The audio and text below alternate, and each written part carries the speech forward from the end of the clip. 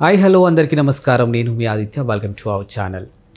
So గతంలో వైఎస్ఆర్సీపీ అధికారంలో ఉన్నప్పుడు అక్కడ ఉన్నటువంటి ప్రజాప్రతినిధులు అందరూ కాకపోయినా కొంతమంది వారు అపోజిషన్గా ఉన్నటువంటి అప్పటి చంద్రబాబు నాయుడు గారిని ఇష్టానుసారంగా, అలాగే పవన్ కళ్యాణ్ గారిని కూడా ఇష్టానుసారంగా మాట్లాడిన ఆ సందర్భాలు చాలానే చూసాం. సో అప్పటి వైఎస్ఆర్సీపీ పార్టీ అధ్యక్షులు జగన్మోహన్ రెడ్డి గారు వారు మాట్లాడుతున్నటువంటి మాటల్ని ఏమాత్రం కూడా ఖండించలేదు. సో మరి ఇప్పుడు ఈరోజు వారు అధికారం కోల్పోయిన తర్వాత, టీడీపీ అధికారంలోకి వచ్చిన తర్వాత అప్పుడు ఎవరైతే వ్యక్తిగతంగా విమర్శలు చేసినటువంటి నాయకులు, ఫర్ ఎగ్జాంపుల్ చూసుకున్నట్టయితే కొడాలి నాని కానీ, వల్లభనేని వంశీ కానీ, పేర్ని నాని కానీ, ఇలాంటి కొంతమంది నేతలు ఈరోజు అజ్ఞాతవాసంలోకి వెళ్ళిపోయారు అని బుద్ధా వెంకన్న గారు కామెంట్ చేశారు. సో మరి ఇదే అంశం గురించి మాట్లాడడానికి ప్రస్తుతానికి మనతో పాటు స్టూడియోలో ఉన్నారు TDP official spokesperson Suryadevara Latha garu. So మరి వారిని అడిగి మరిన్ని విషయాలు తెలుసుకుందాం. మ్యామ్ నమస్కారం. మ్యామ్ నమస్తే. సో మ్యామ్, గతంలో వైఎస్ఆర్సీపీ అధికారంలో ఉన్నప్పుడు అందరూ కాకపోయినా కొంతమంది ప్రజాప్రతినిధులు, ఎమ్మెల్యే అయినటువంటి వల్లభనేని వంశీ కానీ, కొడాలి నాని కానీ ఇష్టానుసారంగా చంద్రబాబు నాయుడు గారిని కానీ, లేకపోతే పవన్ కళ్యాణ్ గారిని కానీ, మిగతా నాయకులను కూడా వ్యక్తిగతంగా విమర్శలు చేసిన సందర్భాలు మనం చాలానే చూసాం. సో మరి అప్పుడు పార్టీ అధ్యక్షుడు కనీసం జగన్మోహన్ రెడ్డి గారు మందలించిన పరిస్థితులు కూడా మనకి ఎక్కడ కనిపించలేదు. సో మరి ఈరోజు అధికారం కోల్పోయిన వెంటనే అజ్ఞాతంలోకి వెళ్ళిపోయారు అని చెప్పేసి బుద్ధా వెంకన్న గారు కామెంట్ చేశారు. సో మరి దీని గురించి టీడీపీ అఫీషియల్ స్పోక్స్ పర్సన్గా మిమ్మల్ని అడిగితే మీరు ఏం చెప్తారు మ్యామ్? అసలు నిజమే కదా, బుద్ధా వెంకన్న గారు చెప్పింది ఏదైనా తప్పేమోనా ఉందా? నిజమే కదా. ఎందుకంటే ఇప్పుడు గత వారంగా వాళ్ళు ఎక్కడున్నారని కేసు ఉంది, వెతుకుతున్నారు వంశీ గారిని. వల్లభనేని ఎక్కడ ఆయన కనపడడం లేదు. సో అంటే ఆయన ఇక్కడ ఉన్నాడా, దేశం దాటిపోయాడా అనేది కూడా ఇంకా క్వశ్చన్ మార్క్గానే మిగిలిపోయింది. సరే, ఎక్కడున్నాడు, ఎవరు ఆయన్ని సేవ్ చేస్తున్నాడు? జగన్మోహన్ రెడ్డి సేవ్ చేస్తాడనే అనిపిస్తుంది. ఎందుకంటే ఆయనకి తొత్తులాగా పనిచేశాడు కదా ఈ 5 ఏళ్ళు. విశ్వాసపాత్రుడైన కుక్కలాగా పనిచేశాడు.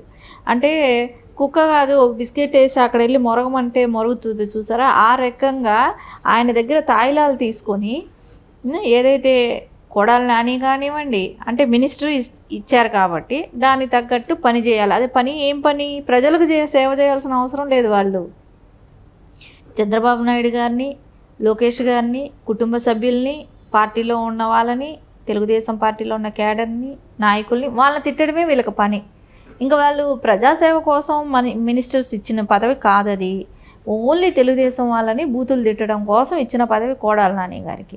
సో అది ఆయన ఫుల్ఫిల్ చేశాడని అనుకుంటున్నాడు. కానీ ఆయన చేసిన అవకతవకలన్నీ కూడా ఇప్పుడు ఏంటంటే, రేషన్ బియ్యం, సన్న బియ్యం అన్నాడు, ఆ బియ్యం అన్నాడు. దానిలో రేషన్ బియ్యంలో కూడా చాలా అవకతవకలు జరుగున్నాయి. అవన్నీ బయట రావాల్సింది ఉంది. సో ఇప్పుడు పార్టీ ఆఫీస్ని ధ్వంసం చేయడంలో వంశీ పాత్ర ఉంది. సో దాని మూలన ఆయనకి ఇప్పుడు ఆల్రెడీ కేసులో ఉన్నాడు. ఎక్కడ దాక్కున్నాడో బయట రావాల్సింది ఉంది. సరే, ఎన్ని రోజులకు బయట వచ్చినా కూడా కేసు అనేది ఫేస్ చేయాల్సిన అవసరం ఉంది కదా. ఖచ్చితంగా కేసు ఫేస్ చేయాల్సిన అవసరం కూడా ఉంది. సరే, దీనిలో బుద్ధా వెంకన్న గారు చెప్పింది అదే కదా.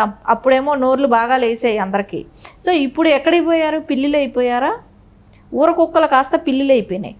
అది వరకు ఊరి మీద పడి అరుస్తూ తిరిగినట్టున్నాయి. ఇప్పుడు పిల్లిలాగా అయిపోయి ఎక్కడికెక్కడ సైలెంట్ అయిపోవటం కానివ్వండి. వాళ్ళు ఎక్కడ కేసులకి సమాధానం చెప్పాల్సిన వస్తుంది. సో వాళ్ళ వెనకాల ఉండి చేయించిన వాళ్ళు ఎవరు, అవి కూడా బయట వస్తాయి కదా. సో ఇవన్నీ రావడంతోనే వాళ్ళు ఎక్కడో అజ్ఞాతంలో ఉన్నారనేది అయితే అనిపిస్తుంది. ఖచ్చితంగా వాళ్ళ బయట తీసుకురావాల్సిన బాధ్యత పోలీస్ డిపార్ట్మెంట్ మీద కూడా ఉంది. అండ్ ఇదే అంశానికి సంబంధించి మరో అంశం చూసుకుంటే, ఇప్పుడు వైఎస్ఆర్సీపీ అధికారం కోల్పోవడానికి కూడా రీజను అందరూ కాకపోయినా ఇప్పుడు ఏదైతే కొంతమంది పర్టికులర్ పర్సన్స్ ఉన్నారో, ప్రజాప్రతినిధులు అని చెప్పినటువంటి కొంతమంది పర్టికులర్ పర్సన్స్ ఉన్నారో, వాళ్ళ నోటి దురుసు వల్లే ఈరోజు వైఎస్ఆర్సీపీ అధికారం కోల్పోయింది అనే అంశం కూడా మనం వినపడుతూనే ఉంది.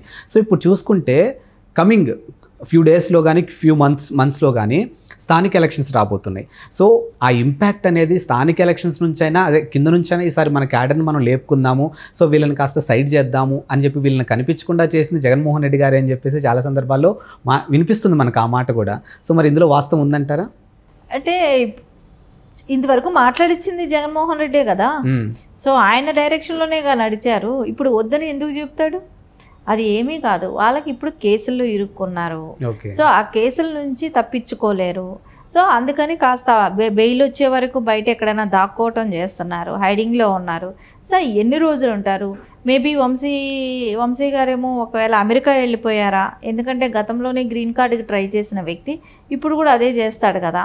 సో ఖచ్చితంగా ఆయన వెళ్ళిపోయి ఉండొచ్చేమో. సో ఈయన నాని గారు, కొడాలి నాని గారు, ఆయన పరిస్థితి ఏంటి? చంద్రబాబు నాయుడు గారిని, లోకేష్ గారిని, కుటుంబ సభ్యుల్ని, పార్టీలో ఉన్న వాళ్ళని, తెలుగుదేశం పార్టీలో ఉన్న క్యాడర్ని, నాయకుల్ని వాళ్ళని తిట్టడమే వీళ్ళకి పని. ఇంకా వాళ్ళు ప్రజాసేవ కోసం మినిస్టర్స్ ఇచ్చిన పదవి కాదది. అంటే ఆయన నోరు ఆగిపోమంటే ఆగిపోవటం చేస్తాడులేండి. ఎందుకు చేయడం అనుకుంటున్నారంటే అది కుక్క బిస్కెట్లు వేస్తే కాదు, అది తాయిలాలకి ఎట్లా పనిచేస్తుంది అన్నట్టు సేమ్ అదే పరిస్థితే కదా.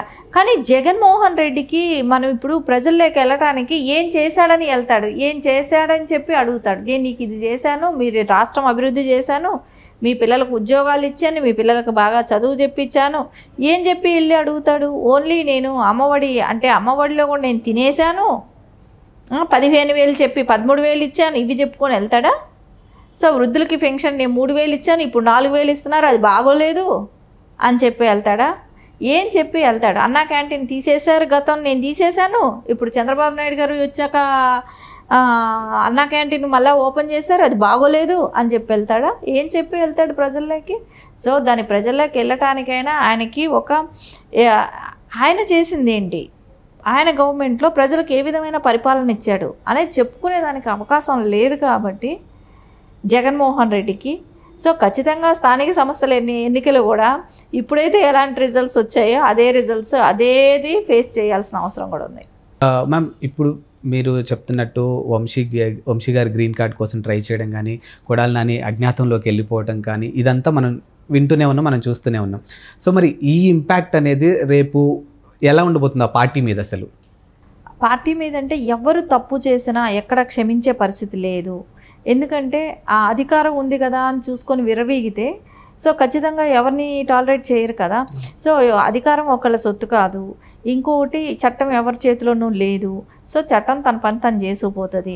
సో ఖచ్చితంగా ఎవరైతే ఆ టైంలో అంటే వైఎస్ఆర్ ప్రభుత్వంలో విర్రవీగారో, ప్రజల్ని ఇబ్బంది పెట్టడమే కానివ్వండి, నాయకుల్ని ఇబ్బంది పెట్టడమే కానివ్వండి, అపోజిషన్ లీడర్స్ని అందరినీ కూడా ఇబ్బంది పెట్టడమే కానివ్వండి, అక్రమ కేసులు పెట్టడమే కానివ్వండి, ఇలాంటివి ఏం చేసినా, ప్రజాధనాన్ని వాళ్ళు వినియోగించుకోవటమే కానివ్వండి, ఇలాంటివి ఏం చేసినా కూడా ఖచ్చితంగా వాటికైతే ఇప్పుడు రియాక్షన్ అయితే ఉంటుంది.